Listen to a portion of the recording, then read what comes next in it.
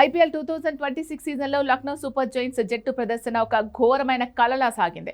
టోర్నీలో పూర్తిగా దిశాహీనంగా కనిపించిన లక్నో జట్టు ఆడిన 14 మ్యాచ్ల్లో కేవలం 4 మాత్రమే గెలిచి 9 మ్యాచ్ల్లో పరాజయం పాలైంది. ఈ పేలవ ప్రదర్శనతో పాయింట్ల పట్టికలో చివరి స్థానంలో నిలిచింది. దీంతో ఫ్రాంచైజీ యజమాని సంజీవ్ గోయంకా తీవ్ర అసంతృప్తితో ఉన్నట్టు తెలుస్తోంది.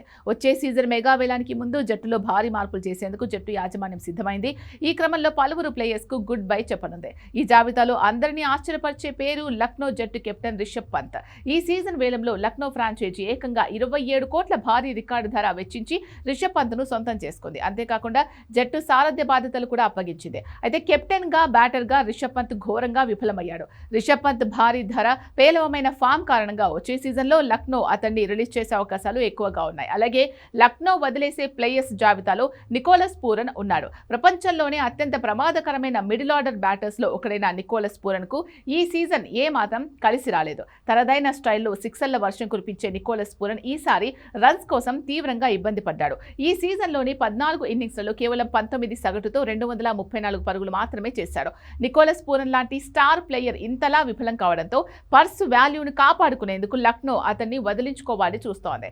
ఫాస్ట్ బౌలర్ అవేష్ ఖాన్ ఈ ఏడాది లక్నో సూపర్ జైంట్స్ జట్టులో అంతగా రాణించలేకపోయాడు. ఫ్రాంచైజీ అవేష్ ఖాన్ పై 9.5 కోట్ల భారీ మొత్తాన్ని పెట్టుబడిగా పెట్టింది. కానీ అవేష్ ఖాన్ ఆ అంచనాలు అందుకోలేకపోయాడు. ఈ సీజన్లో 7 మ్యాచ్లు ఆడిన అవేష్ ఖాన్ 45.50 అత్యంత పేలవమైన సగటుతో కేవలం 6 వికెట్లు మాత్రమే తీశాడు. దక్షిణాఫ్రికా పేసర్ అన్రిచ్ నోర్కియాను లక్నో సూపర్ జైంట్స్ జట్టు 2 కోట్లకు కొనుగోలు చేసింది. జట్టు బౌలింగ్ విభాగాన్ని బలోపేతం చేస్తా అని భావించినప్పటికీ గాయాలు, పేలవ ఫామ్ కారణంగా అన్రిచ్ నోర్కియా బెంచ్కే పరిమితమయ్యాడు. ఒక్క మ్యాచ్ ఆడినా ఒక్క వికెట్ కూడా పడగొట్టలేకపోయాడు. డొమెస్టిక్ క్రికెట్లో రాణించిన దిగ్వేష్ రాఠీని లక్నో జట్టు 30 లక్షల బేస్ ధరకు దక్కించుకుంది. తక్కువ ధరకే వచ్చినప్పటికీ జట్టు యాజమాన్యం దిగ్వేష్ రాఠీపై ఎన్నో ఆశలు పెట్టుకుంది. కానీ దిగ్వేష్ ఆ నమ్మకాన్ని నిలబెట్టుకోలేకపోయాడు. ఈ సీజన్లో మొత్తంగా 10 మ్యాచ్లు ఆడిన దిగ్వేష్ కేవలం 5 వికెట్లు మాత్రమే తీసి తీవ్రంగా నిరాశపరిచాడు.